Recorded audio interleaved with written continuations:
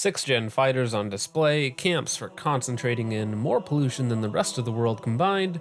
Oh yeah, it's China time.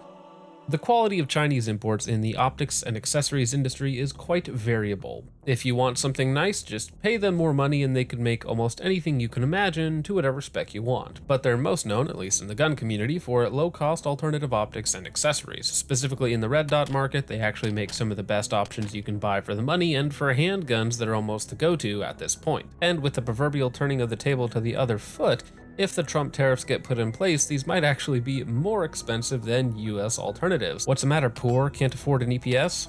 Moving to the subject of this video, the laser market, which sucks, but may start to suck a little less as a few more mid and low range options fill out the market, like the SMS laser and the Holosun Iris. But before we get to those, what about the worst two options imaginable for two of the most diverging reasons, despite one of them being a carbon copy of the other? Here we have the L3 Atpial-C versus the Somogear Peq-15 clone. The L3 is the civilian version of the Peq-15 that L3 graciously spat out to the civilian market, a neutered product with an underpowered, non-adjustable IR illuminator and a civilian-powered Viz and IR laser. The only thing they didn't neuter was the price. When available, it was about $1,500 plus or minus a few hundred.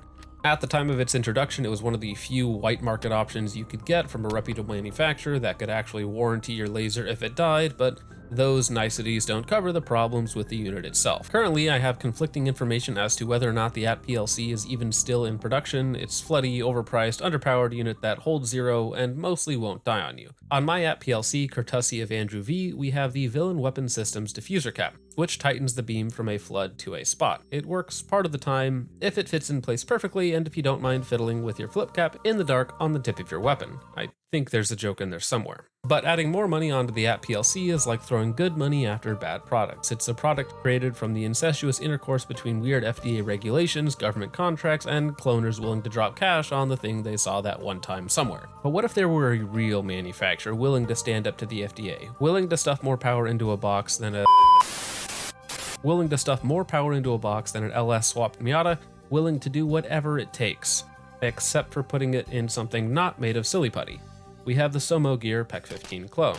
But if you'd rather not support the CCP, you can support me instead via Subscribestar, though if you do that, I will probably buy more cheap Chinese garbage to review, so you have been warned. I actually bought one of these a long time ago after the Brassfax video that sold a ton of these units. Despite him clearly pointing out that these are one step above toys, I bought one just to film in-scope footage with, but it broke 2 weeks later, more on that in a moment. The current unit that I have is again courtesy of Andrew V. The only reason to buy one of these is because, unlike the American counterpart, they put in a full-power adjustable IR illuminator and a full-power laser capable of impromptu LASIK surgery during your local airsoft match. All that on paper for the low $200 range is a pretty attractive set of features to have, and you even have all of the modes present on the real one, unlike the Atpial-C. Now, the illuminator is super dirty.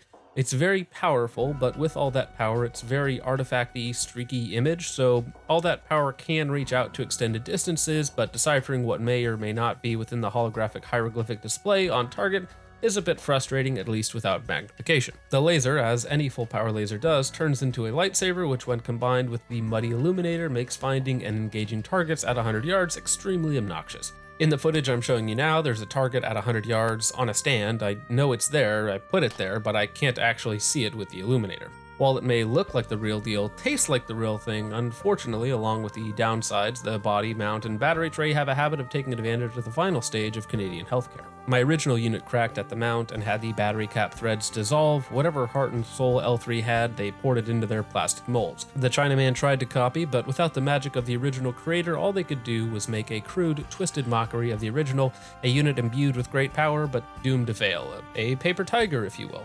So both of these kind of suck, one for being a cucked civilian unit but with the original price tag, and the other for being given all the power but being too weak to take it. So no, don't buy either of these. One will break itself and the other one your wallet. Opposite ends of the dumb and outdated spectrum, but fortunately neither of these needs to exist anymore, unless you're a hardcore cloner, but then again you also fall into the aforementioned category. Now you may have noticed the odd Risky Krisky-esque mask and NVG setup, and that's actually from one of the OGs, Jonathan Peq-15, the Glimmer Man, and he sent me a couple to test out for funsies. The mask works surprisingly well for a single PVS-14, but as you may have noticed out here in South Dakota, the cold weather is not conducive to wearing a ported mask. All that condensation seems to get redirected perfectly to the back lens of my AGM unit, Not a direct fault of the mask, but a direct consequences of my choice of locales. For a meme gooner setup, kind of cool when you and your friends need to pose for pictures in front of the local Buc-ee's and post to the gram. Remember when gays rode around on roller skates? This is them now. Feel old yet? Now on the low end, we have a pretty clear and decisive unit being the SMS laser HFX-C that does everything the Somogear does, but better, and it's not made out of great value uncooked pasta. Moving up the food chain, you have the newly released Holosun Iris, Laserspeed M6TR, D-balls, and Mauls if you got the cash.